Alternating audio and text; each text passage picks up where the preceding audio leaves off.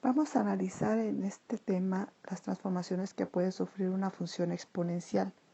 Son las mismas transformaciones que en un momento dado puede sufrir una transformación logarítmica. En su momento las vamos a aplicar para la función logarítmica. Ahora, este tipo de transformaciones son las mismas que ustedes analizaron el semestre pasado en Matemáticas 3 para las funciones polinomiales y para las racionales. Básicamente estas transformaciones se refieren a la traslación vertical o horizontal de una función o al reflejo de la misma. Entonces voy a recordarlas de manera general para que las tengan presentes y posteriormente las vamos a aplicar para la función exponencial. Entonces el primer tipo de transformación que tengo es de traslación vertical.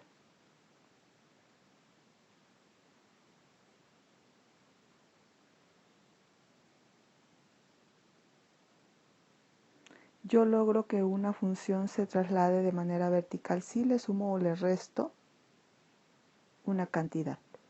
Es decir, si yo tengo f de x y le sumo una cantidad a, el movimiento es hacia arriba de mi función. Y si yo tengo f de x y le resto una cantidad a, entonces el movimiento va a ser hacia abajo.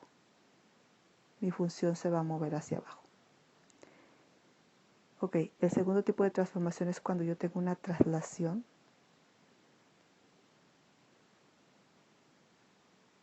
horizontal.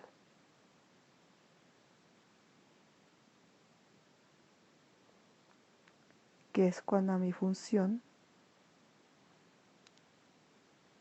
se le suma una cantidad a, el movimiento es hacia la izquierda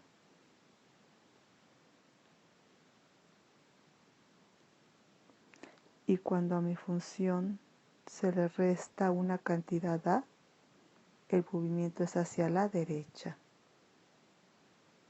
Son movimientos horizontales lo que sufre la función. Tercero, otro tipo de transformación que se analizó fue cuando existe un reflejo. Aquí vamos a analizar específicamente un reflejo con respecto al eje de las X.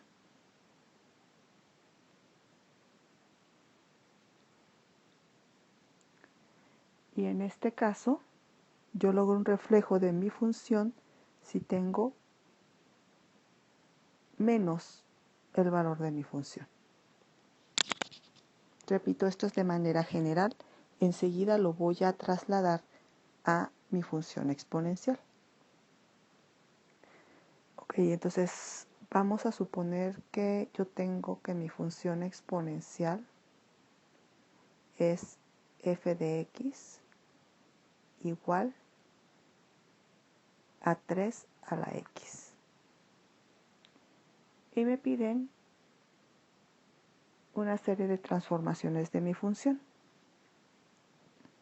Entonces, primero, si me piden que yo traslade hacia arriba en 3 unidades a mi función, entonces mi función deberá quedar como, aquí nada más una aclaración, es si f de x es 3 a la x, la transformación de mi función se va a tener que llamar de otra manera, la voy a llamar como g a la x, g de x, perdón.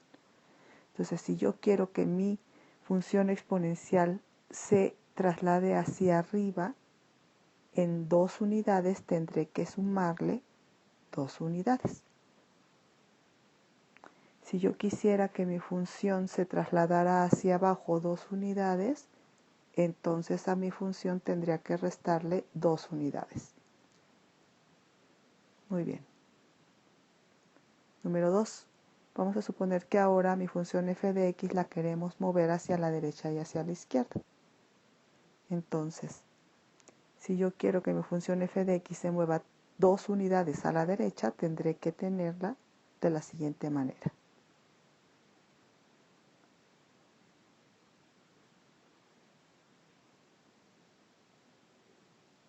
Este sería un movimiento de 2 unidades a la derecha de mi función. Y si quiero que se mueva hacia la izquierda, mi función me quedaría de esta manera. Vamos a especificar aquí qué sucede para que quede claro y no se nos olvide. En el caso número 1, en la suma de 2 para el caso número 1, aquí se movió 2 unidades arriba.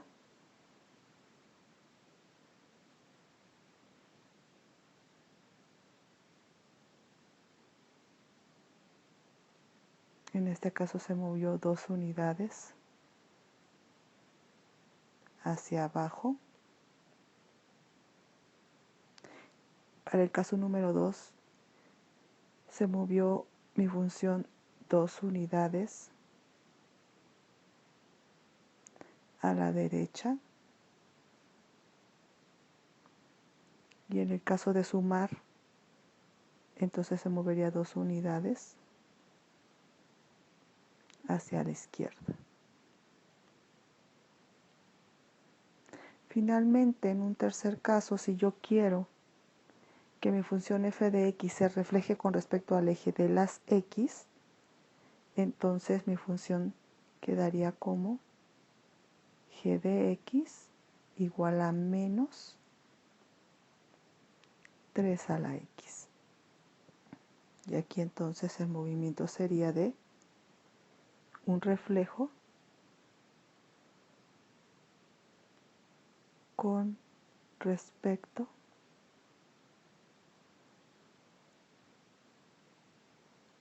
al eje X.